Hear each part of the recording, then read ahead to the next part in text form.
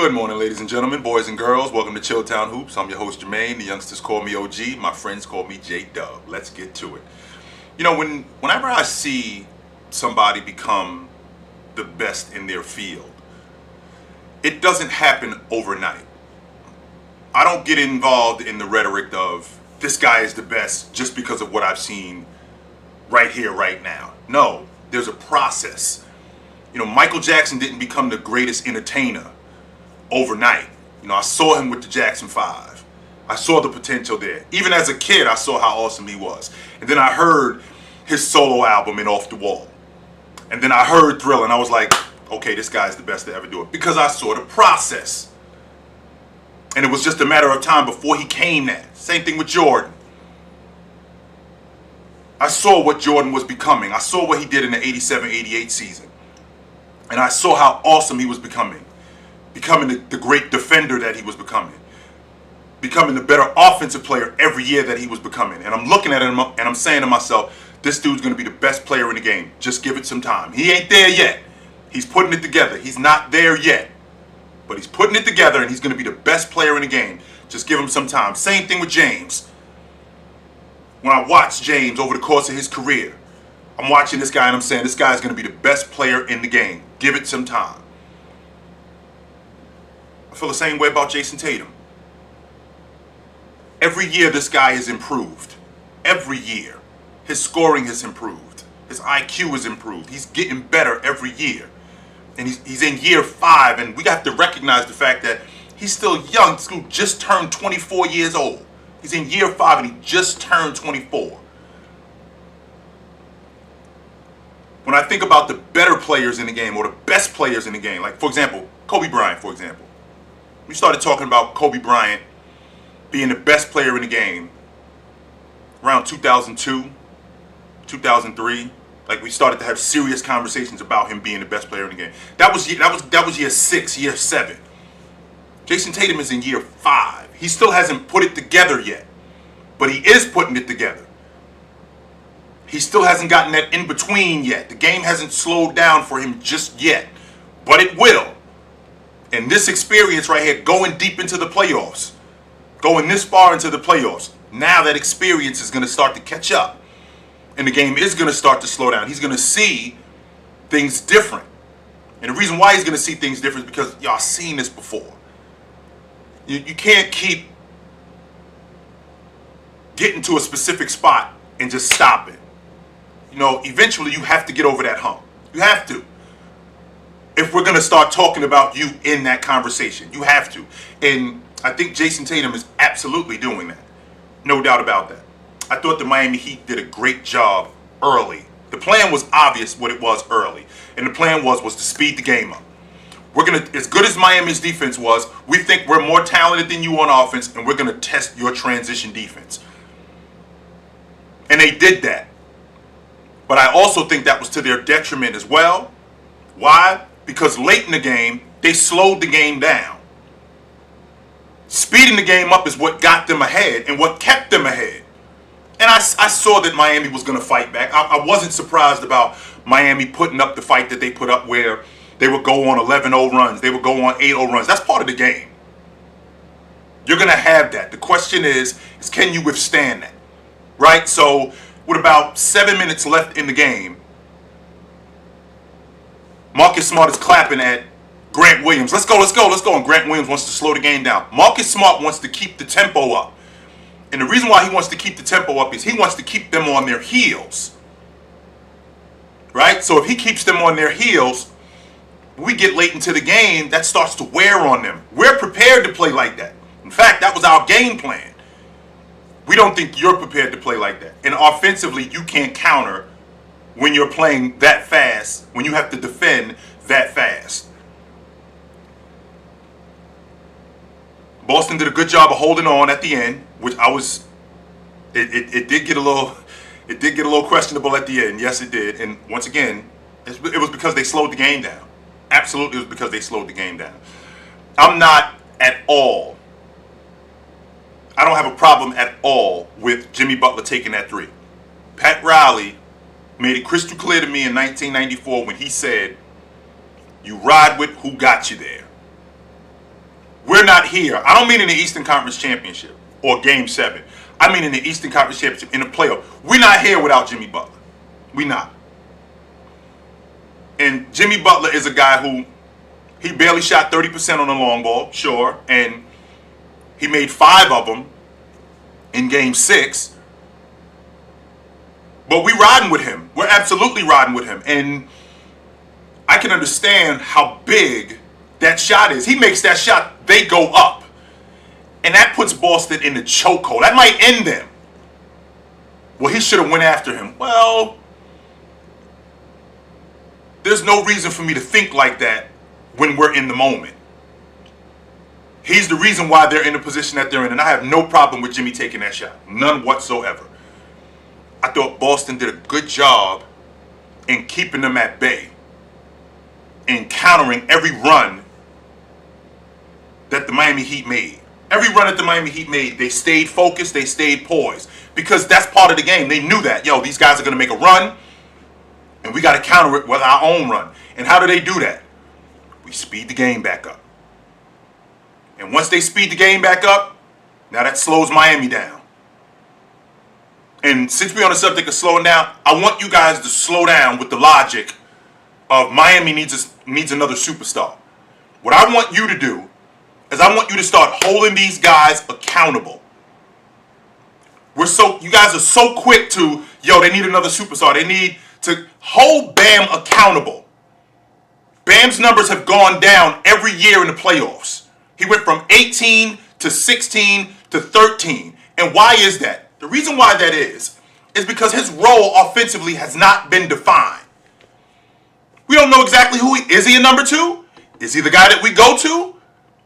How do we implement him in this offense? What are we doing with him exactly? Because last night, I saw a guy who, if we feature him more in the offense and we involve him more in the offense, Bam is easily a 20 and 10 guy.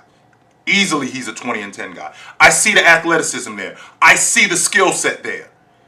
The problem that I see more than anything is I see confusion. Bam's not exactly sure what he should be doing. And that's because his role hasn't been defined. Which would explain why his numbers go down in the playoffs. It's not because he's not good enough. I'm not buying that. I'm not buying that at all. Not. It's because his role hasn't been defined, and it's because he hasn't been held accountable. Yo, we need 20 and 10 out of you here, and that has to go up in the playoffs. Now, Miami's offense is designed where there's a lot, very much like the Golden State Warriors, there's a lot of ball movement, there's a lot of player movement, there's a lot of action off the ball. And I recognize that at some point, very much like Jimmy Butler did, I have to stop X and O in you, and I just got to give you the basketball. Go get me a bucket. Go get me 2 buckets. I mean, I saw what the triangle was to Jordan and how much it helped him. But at some point, the logic is, Mike, I need a bucket. Jay could go get 2 buckets. Same thing with LeBron James. Whatever the offense is and whatever kind of action we run, at some point I just got to give you the basketball and let you go. Well, the same idea goes for Bam as a number 2. We're struggling. At some point, you have to go, give me the ball, I'll do it. And I think the reason why he hasn't done that is largely due to his role not being defined. What exactly are you in this offense? Not on this team, because we know you're one of their better dirty work guys. So what exactly are you in this offense? How do we use you? And I think once that gets established more, you're going to see a better Bam. It's obvious who he is defensively. He's a 3-time All-League defender. He's made the All-Star team. He was 19 and 10 this year. He's only in year 4. Hold him accountable. Bam, you got to come back better next year. There is no, yo, we need another superstar. Bam, you got to get better. You're not good enough. We don't need another superstar. Bam, you got to get better. I would like to see Miami shore up that point guard position. I think that they could get better there. But more importantly, we don't need to, I am not in favor of letting you let these guys off the hook a lot. when you say that they need superstars or they need this or they need that. Don't do that. Please don't do that. When I think about Jason Tatum and how much better he's gotten, when I look at what he did in the playoffs, well, his numbers while shooting the long ball, they did go down in the Eastern Conference Championship. And his numbers from the field went down. And the reason why they went down is because you're dealing with Miami is not the same defensive team as Brooklyn is. Miami is not the same defensive team. Miami is not the same defensive team as Milwaukee is. What Milwaukee's going to do is they're going to push you further. We know that you want to shoot the long ball, so they're going to push you further away from the basket. They're going to crowd you out there. They're going to do a lot of doubling, and they're going to force you into a lot of tough shots. Milwaukee didn't do that enough. They did that. They didn't do it enough. Brooklyn didn't do it at all because they don't defend at a high level. That's why Jason Tatum, Jaylen Brown, and those guys were able to get whatever they wanted to get. Whatever they wanted to get, they could get it. Because Brooklyn didn't defend like that. Milwaukee did what Miami did, where they push you away from the basket. And when you get into the paint, they crowd you. And they make you make tough shots. They make you take tough shots. They just didn't do it enough. Which would explain why Tatum's numbers did go down against Miami. Because they forced him in the toughest shot. When you're dealing with a better defense, your numbers are going to go down. That's just part of the game. I think this Boston team is a team that I look at.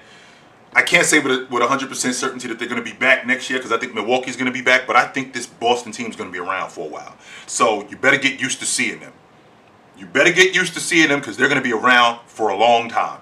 No doubt about that. I'm very excited about, and I'm not even a Boston fan, but I'm very excited about what I see with this Boston Celtic team. I think that they're going to be around for a while. I think that they've done a great job of putting this team together in addition to their dirty work guys. I think they need to shore up that bench. I'm really interested to see how they come out against Golden State. Because you're dealing with a Golden State team that's just as good defensively. They gang rebound. And I can tell you right now, you have to pick and choose how you want to speed the game up. Because you don't want to do this with the Golden State Warriors. They'll blow your doors off. They'll turn a 7-point lead into an 18-point lead just like that. Just off the fact that they got long ball shooters who are efficient, and they got athletes in transition, in Kuminga, in Wiggins, in Poole, that will go after you. So you can speed the game up again.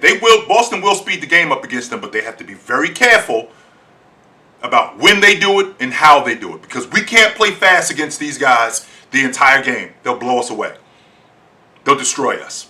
So we can't do that. Taking care of the basketball is going to be huge because the Golden State Warriors capitalize off turnovers. They're one of the best teams to capitalize off turnovers. And they make big plays off turnovers too, by the way. They don't make plays off turnovers where they'll just keep the ball away from you or they'll get a easy two. No. They make back-breaking plays off turnovers where you're on a run, where you're on a 7-0 run to get back in the game. And you turn the ball over, and they'll crack a three. Boom, that's 10 points. And then you come down and you miss a shot. Bam, they'll crack another three. Now it's back up to 13. That's back-breaking. That's who Golden State is. That's what they're about. So they have to be very careful. Boston has to be very careful how they pick and choose to speed the game up. I'm looking forward to that dirty work matchup between Al Horford and Looney. That's going to be really good. And the reason why is because Looney's one of the better dirty work guys in the games, in the playoffs. Add that to the fact that he's one of the better defenders in the playoffs. Now, what Al Horford, I think, is going to do is he's going to push him, he's going to pull him away from the basket. And him shooting the long ball, that's going to enable Looney to be the rebounder that he is, which is going to now make the rest of them dudes, Dre, Clay, Steph, and Wiggins, Poole, Kuminga's going to play in this series.